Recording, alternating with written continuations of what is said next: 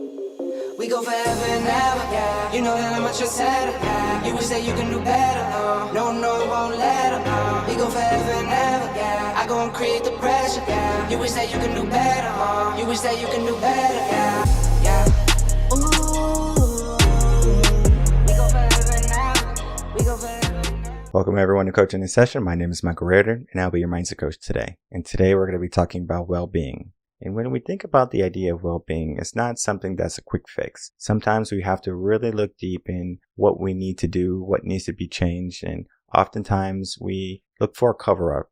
We look for something on the surface level, whether it be drugs, alcohol, it could be sex, things like that. We cover up what is truly wrong, and what we would like to fix is on the deep, deep levels. It's not on the surface level. When we look at ourselves, we have to ask ourselves a serious question. Are we being well? Are we doing what we need to do? We find places that we become complacent in. We find places that can use some healing or some repair. But yet, we just scrum it up to not having enough time or not having enough knowledge or not being in the sense of despair quite yet, so we make the changes. Oftentimes, many people wait for trauma. Trauma is going to be one of the best incentives for someone to change, but it's actually the worst incentive for you to change. Why do you have to wait for something bad to happen in your life in order for you to make a change? You shouldn't. You should find a reason to make that change today. And it doesn't have to be a big one. It could be a small micro step into the right direction. Learning how to breathe, learning how to be mindful, learning where you are today, and then maybe asking yourself the question, where would you like to be? And then you begin that journey, you begin that process, because that process is going to help you understand who you are, and where you would like to be. Because the process of well-being is just the beginning of who you can be. So let's learn how to be better, how to be well, with my guest, Maria Mays.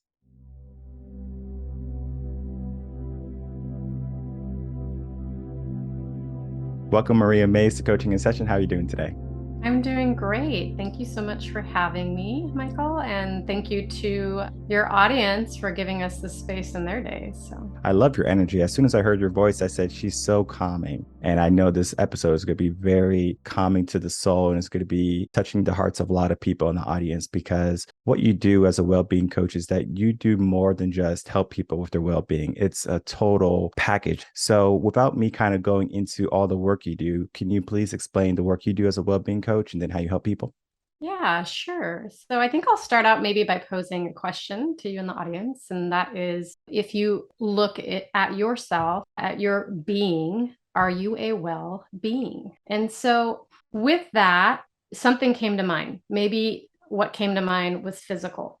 Maybe what came to mind was mental, or maybe what came to mind is spiritual. We see, and I say we in that myself, as well as those who've trained me, my trainings through Deepak Chopra's Chopra Global Organization, we see it as all connected, right? It's a holistic approach in that if I'm physically super fit, but I am riddled with anxiety up here, which I've been there, done that before, I don't see that as being well personally, right? If I'm mentally sharp and calm, yet I have a lot of excess physical weight. And as a result, that has manifested now as health issues, chronic disease, etc.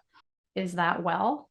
So, and spiritually, I mean, you can be fit and not have much anxiety, let's say, or not have much mental fluctuation of the mind, but maybe there is something that feels missing. Maybe there's a sense of purpose that you're lacking, or connection to just the world around you and the universe and the connectedness of us all. That doesn't resonate, or just something feels missing there. So again, are you a well-being in that regard? So I asked that question because it means something different for everybody. Everybody's definition of well-being is different. Mine happens to be joy. So if I'm living a joyous life, that means that I have inner peace, because I can't have one without the other on a regular basis, right? A baseline of that. So it's something that, maybe as your audience is listening, their wheels are probably turning right now, just thinking about, okay, what does well-being mean to me? So lots of definitions, but truly I see it as that whole circle, mind, body, spirit, all being in a place where the baseline is that energy, that joyous nature, that inner calm. So, I love the idea about asking a question where we ask ourselves a question, am I well-being, or am I happy, or am I satisfied, or whatever that question is. And we can start to really look deep into ourselves. Oftentimes, I think people are quick to say, I'm doing fine, I'm doing okay. If I ask how are you doing, Maria? I'm doing well, I'm doing okay. fine. Yeah. Really, maybe you might be having the worst day of your week. And it might just be because you're just overwhelmed and stressed with work, or maybe there is some type of grief or trauma in your life and you're trying to deal and work through that. I find that many times we become so single track minded where we focus on something so intently. So, for example, if my friend doesn't like me, that's all I'm thinking about. Why don't they like me? I thought, we were really good. Or if you're maybe in your career and your boss says, hey, we need to have a meeting. And now you're thinking, is he going to fire me or she's going to fire me? And you just have that anxiety, I guess you can say. Why do you think so many people, especially here in the West, we give ourselves that single track mind where we always focus on one thing so intently, but also we focus it in a negative manner rather than a positive manner? Well, I think there's two things that come into play there. One is that we're born as humans with a negativity bias, right? We're wired. Our nervous system is wired such that if we look at, ancestral backgrounds, that we were always on alert looking for danger, right? That's how we are wired to look at, is this a situation where I'm in danger? Is there, an animal coming here? We're talking back in the caveman days, right? But what's happened is through our evolution, right, as a species, even though we've advanced so much, that's a wiring. It's hardwired in our brain. And so today, maybe it's not a saber-toothed tiger that is causing fear. Maybe it's the work stress. Maybe it's the grades. Maybe it's whatever it might be in someone's sphere of influence. And so I think it's a combination of wiring, right, as beings in this human body, right? And then it's also conditioning and cultural. So I think we really have an opportunity for this generation coming up right now. Those of us raising children, and even if you don't have children of your own, having them in your sphere, we have not only an opportunity, but a responsibility really to change the paradigm here a little bit. So I'm 46, right? And so I was raised with a generation that really worked hard, right? That whole coming out of that era of really working hard. I was raised to get the job done, to get good grades, to get into college, to get a good career, to get, the house, the this, keep your credit score high, all this stuff. And so what happens is we end up on this hamster wheel of productivity. At least that's where I found myself. When you're in that constant state of doing, doing, doing, it is keeping you in the sympathetic side of your nervous system that is in that mobilization. And so what happens is we tend to then find ourselves in a habit, right? And so we don't even realize we're doing it. I didn't know I was doing it for years until I literally hit a wall. And so you can only do that for so long without taking time out of your day to pause, to recenter, to connect. So I think to answer your question, it was kind of a long-winded variation of it, but combination of the way we're wired physiologically, as well as the culture in which we were born into. And I think there is an opportunity now with a brewing, if you will, that I'm seeing a bubbling or rising to the top of this consciousness that's starting to elevate a little bit as a result of the world pausing, right? So that was, I see a silver lining, one of the silver linings for me personally, as well as I think collectively of the pandemic, in that when everything was pressed to pause, right, we had to stop for a moment. Now I'm seeing things have transitioned, a lot of us jumping right back in and maybe trying to make up for lost time, working even harder, right? Or can we really leverage that slower speed, that throttling back a little bit on the go, go, go to really make sure we're living with intention and being mindfully aware of all that we do?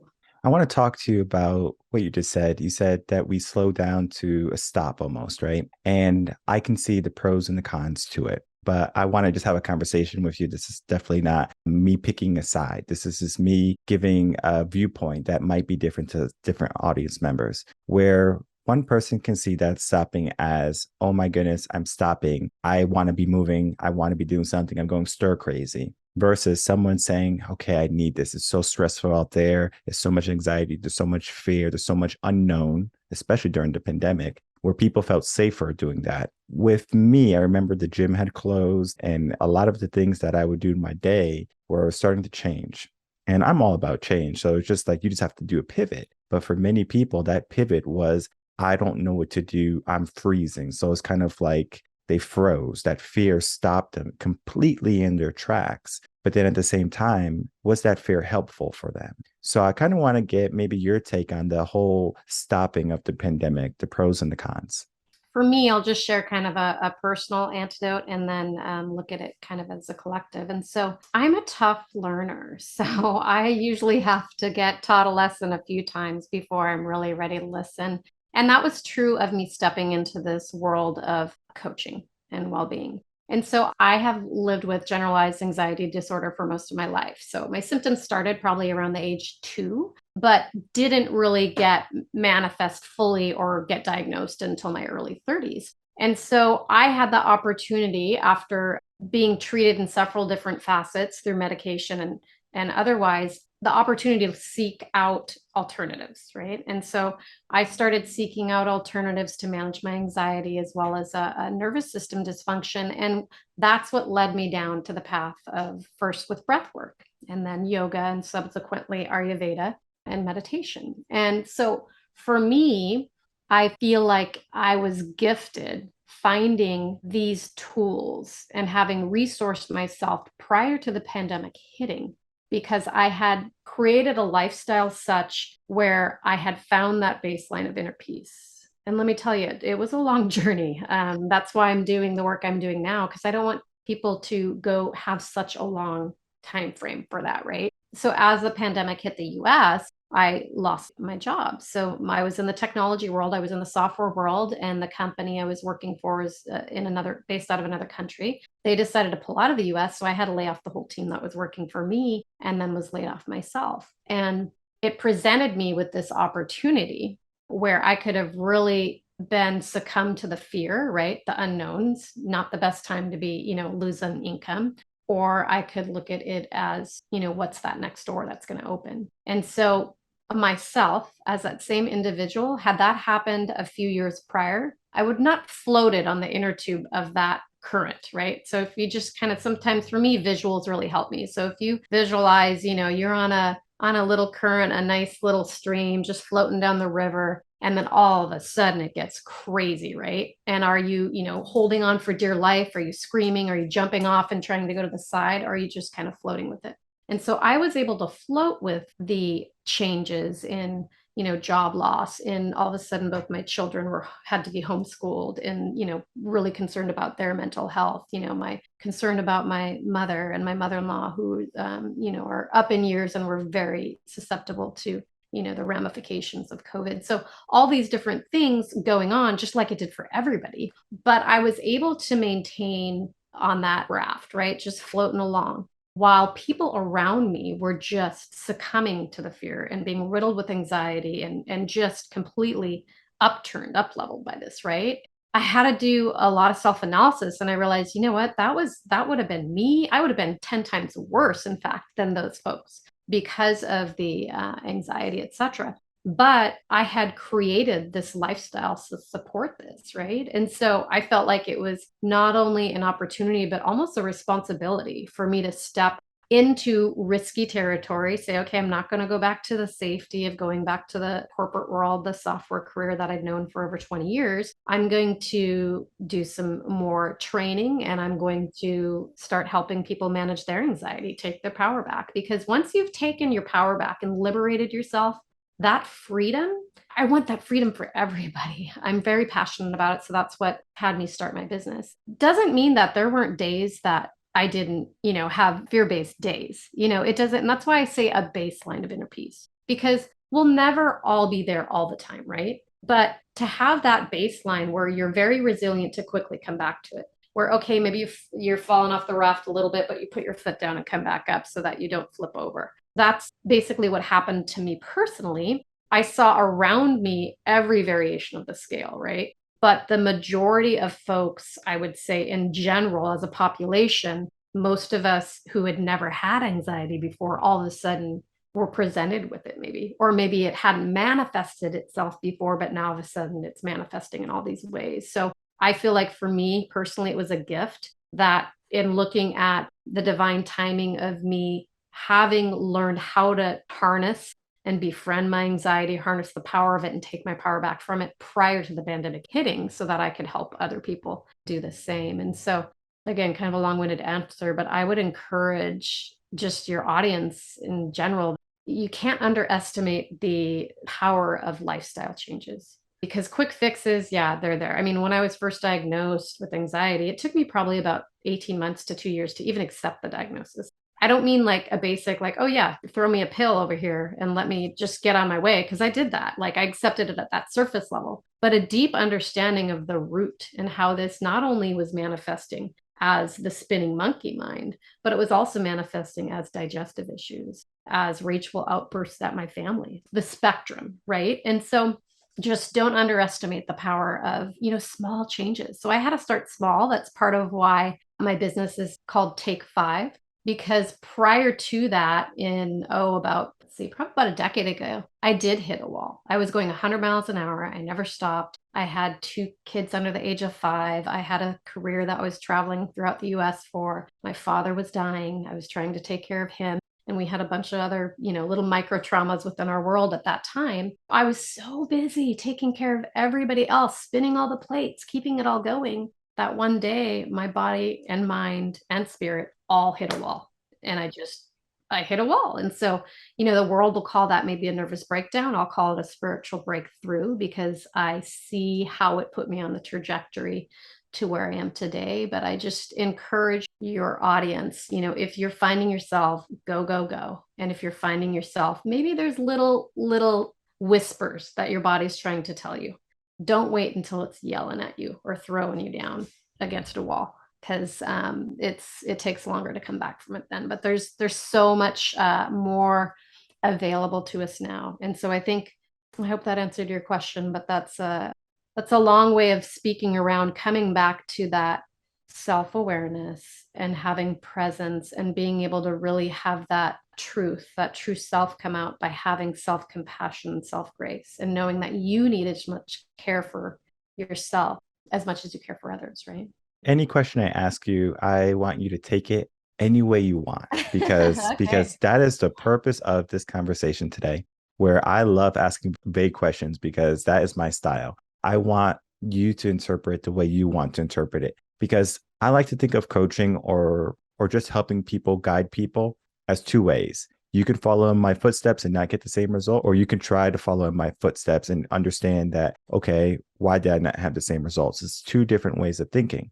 And if I ask you a question and I'm looking for a specific answer, that would be me trying to guide a different type of person, when really I want to guide you to your answer. I want you to find your own answer, because what you have to say is something that I might never think about. And every conversation we have here in coaching session might be similar, but it's always different. And so someone can listen to the same well-being coach over and over and over again, or we could talk to a money coach over and over and over again, or a relationship coach over and over again. The conversation is different because how they live life is different.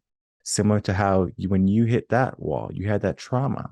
How did that trauma affect you? You said that you touched something at a surface level where you might have taken some medication to help maybe ease you out, but then it wasn't the well-being fix that you really wanted. It wasn't creating that baseline that you're trying to create. I know many people who choose the easy out. They say, you know what, I want to make changes in my life. They don't want to do the hard work. And sometimes looking on the inside and really going through all that stuff that you have to go through in your brain, that unfamiliar truth or that hard truth, is going to be difficult for many people, because many people would rather just throw it in a corner, sweep it under the rug, or take a pill, take a medication.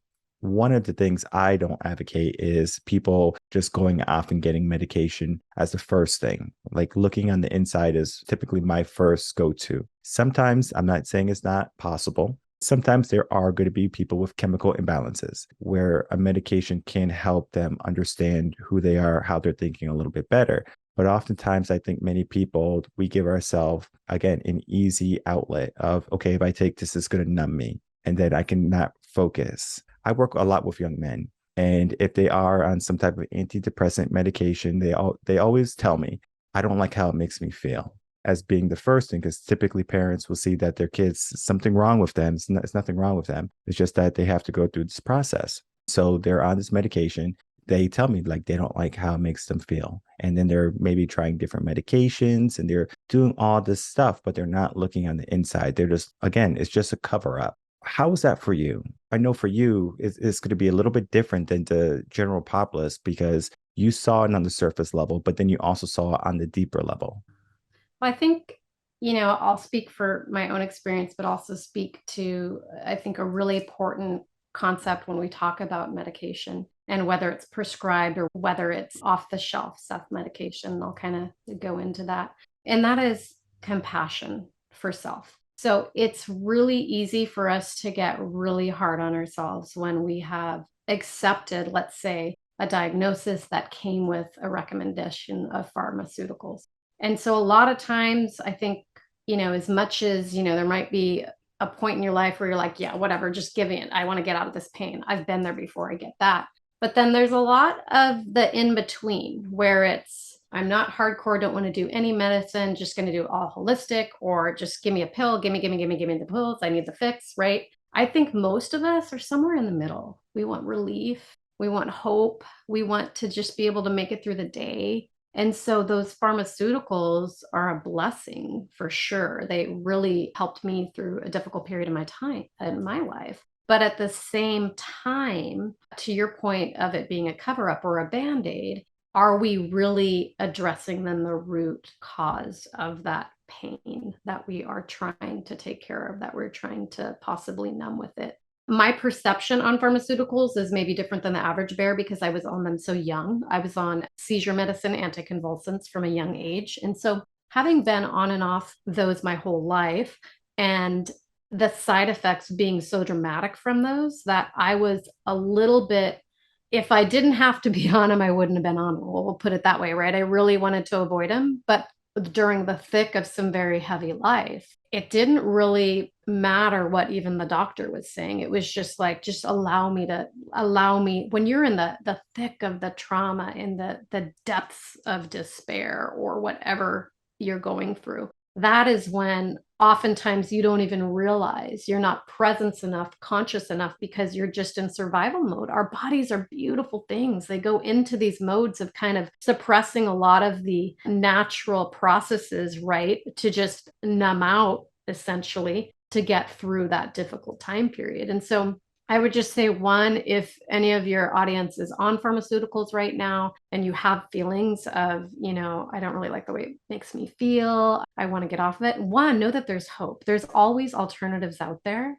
But two, have compassion for yourself. It's okay. You made the best decision you could at the time that you were offered it, and maybe it's doing a great job for you. So I definitely, I had a conversation actually this morning about someone who's, elder in the 80s and dealing with some hypochondria type tendencies. And so quality of life at that age, kind of pushing out the concerns of maybe that becomes, a lot of times we don't want to go on medicine because it can, or pharmaceuticals, because it can lead to, addictive behaviors, let's say, or you can become reliant on it. But there's a certain time where, quality of life is really important. And if that's at that point, not that you can't teach an old dog new tricks, you always can, right? But I feel like it's a very individualized decision, and the trade-offs are always there, and there's opportunities to use all of these things. So I have written about my breath is stronger than my Ativan's, benzodiazepine, right? An emergency.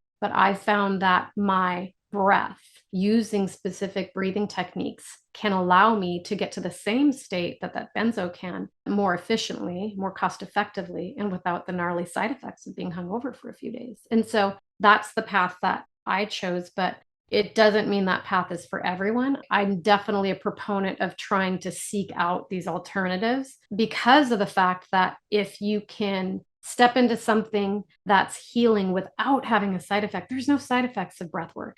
There's no side effects of meditation that are negative, right? At least in my experience and in my opinion.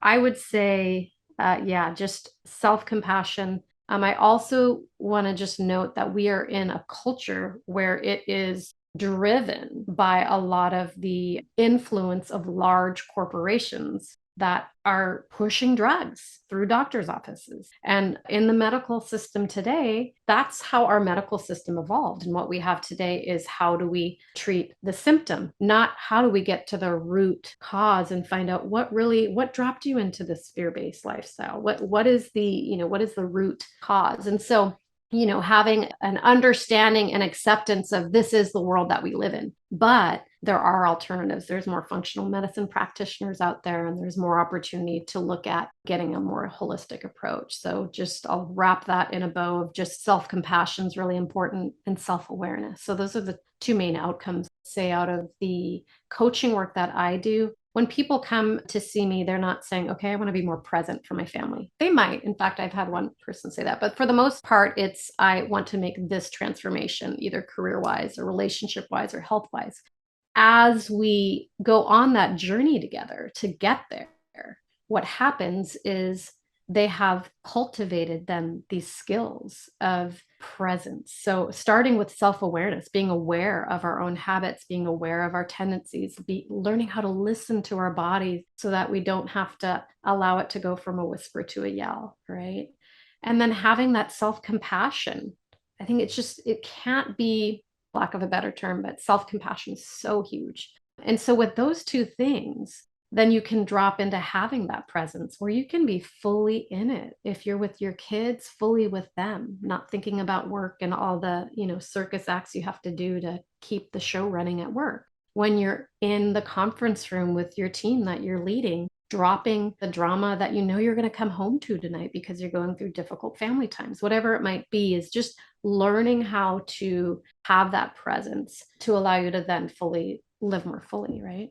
For me, when I was going through everything, mindset shift and any type of trauma or type of turmoil I was giving myself, whether it be self-inflicted or an outside source inflicted, I had to learn how to be present. I had to learn how to be in the moment. When I was able to do that, then everything else started to fall in place. I was able to start meditating. I was able to start to look at my body more so than just, all right, I'm feeling something that's wrong. I'm just going to push through it. And I did push through it. I remember when I was training for a marathon, I had pulled a hamstring. It was an issue with it. It developed into sciatica because I didn't take care of it. I didn't choose to look at myself and say, oh, this needs to be fixed or this needs to be taken care of. I didn't have compassion for myself. I said, I'm still going to run the 5K. I'll be okay. Well, I did the 5K, but then I was in more pain after. It actually got to the point where I had to take Advil or like leave extra strength just to walk. Like I couldn't even get out of bed. And I'm only 23. So it's like, why am I going to be living my life this way? I'm going to be having to take a Advil every single day just to walk. And I remember me walking down the hallway. I was teaching at the time. So I was just walking down the hallway limping. I'm like, what is going on? And I was just thinking, I guess this is my life. But then I said, you know what? There has to be a fix. There has to be something that I can do. I got into yoga, where yoga did more than just take care of my sciatica. It helped me with my understanding my mind and how I should start to focus on things. It should be a systematic approach as where are you today? Because sometimes you're in that yoga class and you can do every single pose, not a problem. And I did Bikram yoga, so that's hot yoga.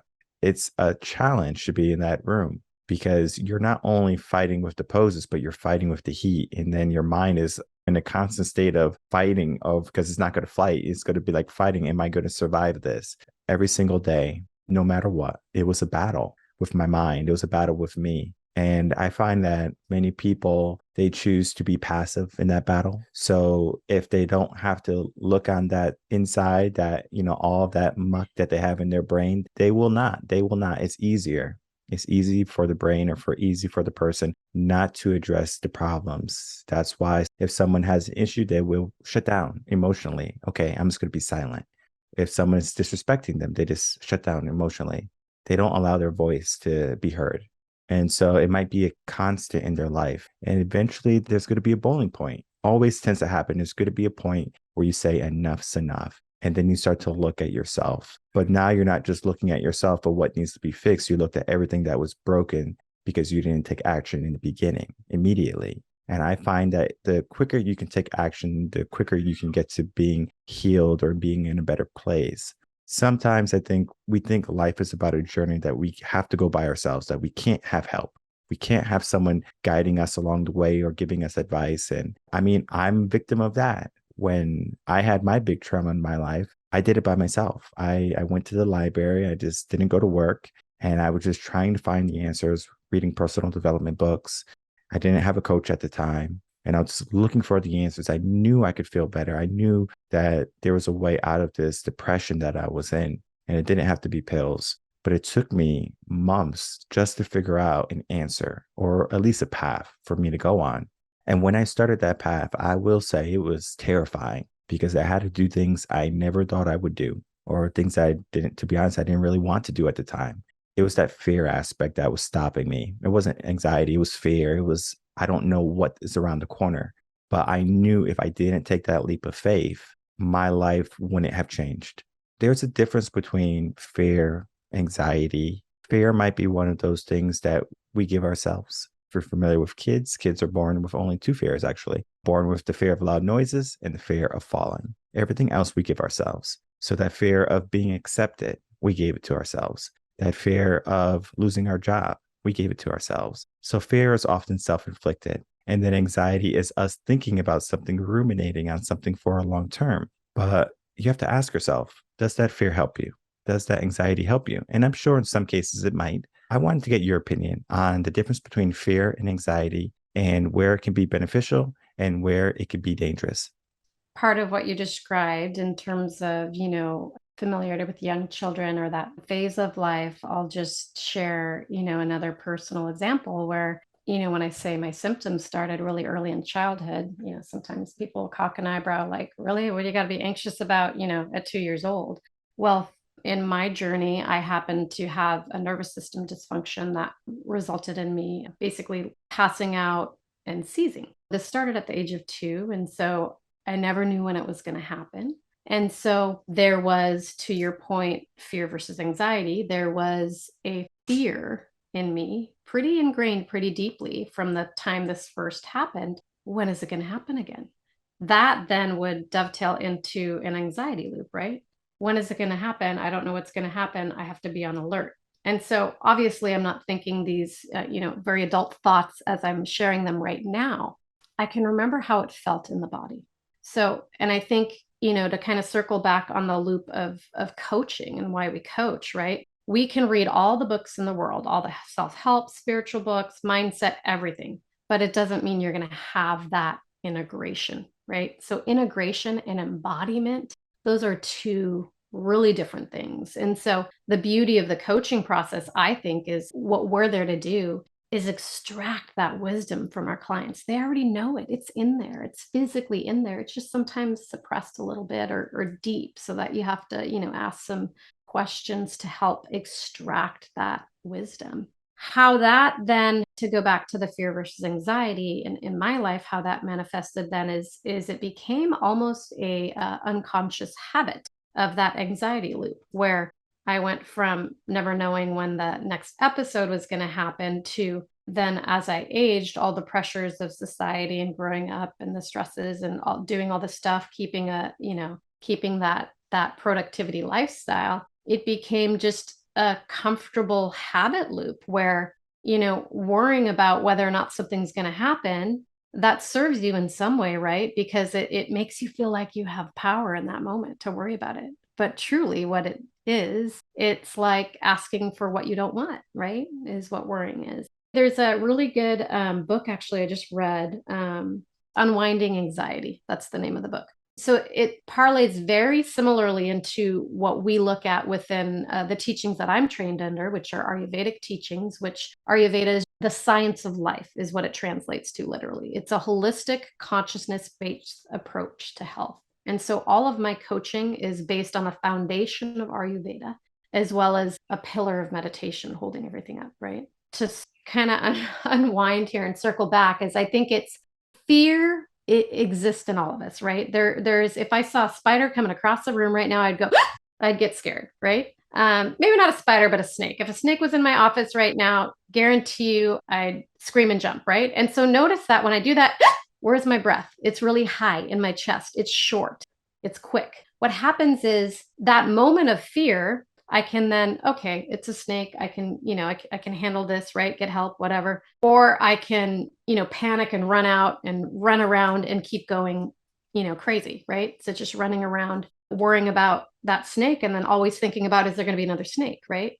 And so that what happens is over habitual patterns that are truly unconscious, we can find ourselves in this cycle, right? And that level of anxiety that takes a while to unravel. So when I have my breath high and tighten the chest like that, that's something that I notice a lot within folks who come to me in my coaching practice, and that a lot of times we end up having breathing dysfunctions as a result of living a chronic high stress lifestyle. And so learning how to slow the breath, learning how to deepen the breath into the belly can allow you to step out of those. So very powerful. Probably everything I do in every aspect of what I either teach, because I'm a teacher as well as a coach. So, and I have to just take off one hat and put on the other, right? That whether I'm teaching mindfulness, let's say, in fact, I teach mindful wine tasting, mindful consumption habits, because that's another numbing piece, right? So we talked about the prescribed medication, but the way I self-medicated myself for a long time was through taking the edge off with a glass or two or three of wine at night. Now, I still enjoy wine. It's one of my passions, but I've learned how to mindfully, with intention, step into an experience of having a glass of wine or an experience of having my favorite meal in a total different way than it being an unconscious numbing. So fear and anxiety, I think we can get caught up into a fear-based lifestyle. And that's what I found myself in for many a year. And so making that transition from living a fear-based lifestyle to living from a love-based lifestyle was a huge leap for me. And I can tell your audience, if they're finding that themselves in that space, there's hope. There's so much opportunity to take back your power. I don't know if you'd like to participate with me now, but maybe we can just do a quick breathing exercise. Maybe we can do a quick grounding and just offer your audience the opportunity to just experience it right now. Sure. Okay. So let's just take a moment. We're just going to start by just noticing how you're feeling in your body. Just noticing all the conversation we have, what it triggered, what these conversations sometimes trigger in us, or this thought process of what you're thinking of what's occurred in your life when you found yourself fear-based, the stresses you're under, etc. And we're just going to step out of that just for a few minutes. And so if you're driving, definitely keep your eyes open. But if you're folding the laundry, doing the dishes, maybe just put them to the side for a moment and just sit down. And I just want you to bring your awareness to the ground, whatever part of your body is touching the ground. So maybe it's your feet, maybe you're seated in a chair and that chair is touching the ground. And maybe if you're driving in the car, it's those wheels making impact with the ground.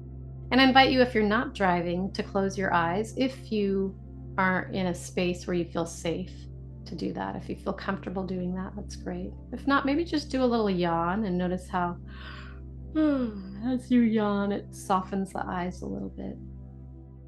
And just notice that ground, just offering you that stability, that security, that safety. Now we'll just bring our awareness to the breath. Just maybe noticing the sensation of the breath in the body. And noticing, if you're seated, just the pressure of the weight of your body on whatever you're sitting on, a cushion, a chair, the floor. And we're just going to get a little space. So I just want you to slowly start to lengthen from about the tailbone to your belly button. And then your belly button to up to the center of the chest. Just notice if you can lengthen a little bit there. And as you do that, notice if your shoulders can soften a little bit more on the back. And just bring your awareness now to the top of the shoulders. And just notice, are you carrying any weight there? What if we release just a little bit of that, just for now? Just take an inhale and draw those shoulders up towards the ears. And then exhale, roll those shoulders back down. So think about a turtle, how he just pulls his head in the shell. Let's do that. So inhale. The head comes in the shell, shoulders go up, back. Let's just do that one more time. With this one, as you inhale, just feel some space being created. And as you exhale, just allow that weight to just be dropped off the back just for now. And just notice now the center of your chest, right in the heart center. And just allowing the breath to flow naturally. And just taking a moment of self-compassion here. And just accepting ourselves in this moment. And taking a slower than normal, deeper than normal breath now through the nostrils. And exhaling it out. And let's just do one more like that. Inhaling. And then exhaling. And just taking one more moment just to rest in this moment, in your wholeness, in your enoughness. Just resting in being.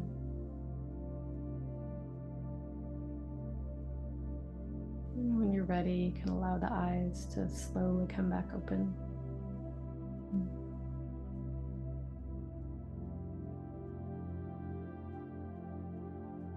And just notice if anything shifted for you.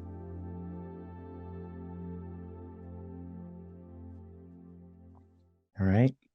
I want to thank you for walking us through that. That was amazing. I have been a yoga practitioner for over 10 years now. Every single time I go to yoga, it's always a journey, it's always an experience. And I always am happy that I go. Sometimes it's easy to say, I'm too busy today. I can't do it. But when you do it and you are leaving that yoga studio or yoga class, you say, I'm glad I went. Similar to the gym. I'm glad I went to the gym. We get something from working out the body mentally or physically, where we won't get it if we just continue to push through the day. And I find that many people are so busy. We don't have time for anything. I don't have time to work out. I don't have time to do yoga. I don't have time. When in reality, we all have time. We just have to make the time. And I think making the time for your well-being, for your betterment is so essential, because if you are just going to keep on pushing, burnout is going to be there. More anxiety is going to be there. Trauma is going to be there. Grief is going to be there. When you have the power right now to relinquish all those and to find peace, to find balance in the sense of where you are right now in the present. Because in the sense of balance, there might not be a true balance of work life, love, happiness, but you can understand where you are on a consistent basis. Are you consistently happy? Are you consistently sad? Most people don't want to be consistently sad. So how can we elevate that? And I think some of the work that we do with yoga, meditation, it helps elevate that feeling of sadness into a state of being, I'm good, I'm well. And it's so powerful. I do want to thank you for sharing that moment with us. And I invite everyone to seek more and learn more about well-being, because it's not so much about making sure you're eating the right foods or that you're being compassionate to yourself. It's the whole picture. It's the entirety of who we are as people. We have so many emotions. We have so many twists and turns in our journey where we have to be understanding and reflective to that journey. There's a lot to well-being, and I know we can't get everything done in one episode, but I encourage everyone to, check out Maria, check out her website, and of course, begin the process of asking yourself the questions, am I being well? If I can from you, Maria, please share with us any last words and then tell how the audience can find you. I'll just end with some gratitude. I really appreciate this opportunity, Michael, from you as well as your audience. And you can reach me through maria@take5.health. That's my email address. My domain is the number 5.health. And I encourage you to take 5 each day. So that's part of what I offer is 5-minute stretch and breath breaks. So a little bit longer than the one we just did, but just wherever you're at, the power of your breath is so amazing. It's literally transformed my life, and it offers you such capacity for healing. And so I just encourage, if you don't have time for 5 minutes, take 5 slower than normal, deeper than normal breaths, and just notice if it can take you back to a moment of presence. So I have an online course coming out, Chakras and Chardonnay, which is a micro course that dives into learning truly about these energy centers, but also mindful consumption. So really learning how we can enjoy the things that we enjoy, but allowing them to be nectar to the body rather than poison by doing it mindfully with intention. And so I'm excited for that to come out, and a lot of other resources on my website as well. So if you sign up, subscribe at my website, you'll receive a stretch and breath break in your inbox, and you'll get one a month. And then there's lots of other opportunities for offerings there as well. But I'll just again say thank you and looking forward to connecting more in the future, Michael. And I'll have all of those links in the description box below so people can easily find you. They can easily sign up for any type of program you have, joining your newsletter, and then being a part of the movement of getting into a better being, of being well, and to understanding mindfulness and being mindful. Because I can attest, mindfulness and meditation has saved my life on so many different levels, and I'm sure it can do the same for you. So I want to thank you so much, Maria Mays, for coming on Coaching in Session. A great conversation. Thank you. All right, everyone. I'd like to thank my guest, Maria Mays, for coming on Coaching in Session. As you can see, she's going to be a breath of fresh air, and literally a breath of fresh air, helping us being more mindful, helping us with our breath work, helping us understand that we can create something meaningful in our days, in our life, in our mind.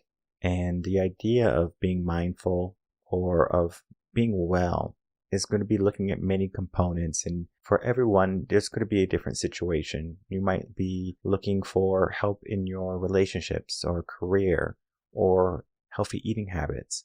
Depending on where you are is going to be up to your journey, and this is where a coach comes in, because what I do as a coach is going to be similar to what Maria does, but it's also different. I help people with their mindset, the quality of their thinking. What are you thinking about? How does that make you feel? And then we begin to insert more positive ways of thinking. We give you more confidence, more courage. All that happens with action. When we're looking at our well-being, we need to first ask ourselves the question, where am I? Why am I here? Mindset too, but well-being is going to be the total compass of your body and your mind. So I encourage anyone who's looking for a better well-being to check out Maria. All her links will be in the description box below, and you can easily check her out and understand exactly where you are and begin the process. Because you might be in a place right now where you might not be completely satisfied. You might maybe be stressed. You have a lot on your shoulders and you're trying to figure out how are you going to make it through. Well, sometimes we have to shed that weight. How can we shed the weight that we have given ourselves, all of the weight of the world that we're putting on our shoulders, if we just brushed it off and carried on with what truly matters? Because I think sometimes we give ourselves things that don't truly matter. We give ourselves ideas that are not helpful, and we give ourselves scenarios where we're not victorious. But I'm here to say that you can take back the power that you have relinquished, in the sense of your mind is powerful, your being is powerful. You just have to understand your power and then step into it. And one of the main reasons you're not in the place that you want to be today is because you either A, need to learn the skills, or B, you are your own worst enemy. So stop being your worst enemy and start to learn the skills in order for you to be in a better place in your life. It can start with this podcast, it can start with this conversation, or it can start with a conversation in the future. But begin that journey and ask for help. Don't be shy, don't be afraid. Don't be anxious of what's around the corner, because in reality, what's around the corner might be your best life. My name is Michael Rearden. I'm a mindset coach. If you have any questions, you can email me coachinginsession@gmail.com, and I will see everyone on the next episode of Coaching in Session. Until then, everyone, take care.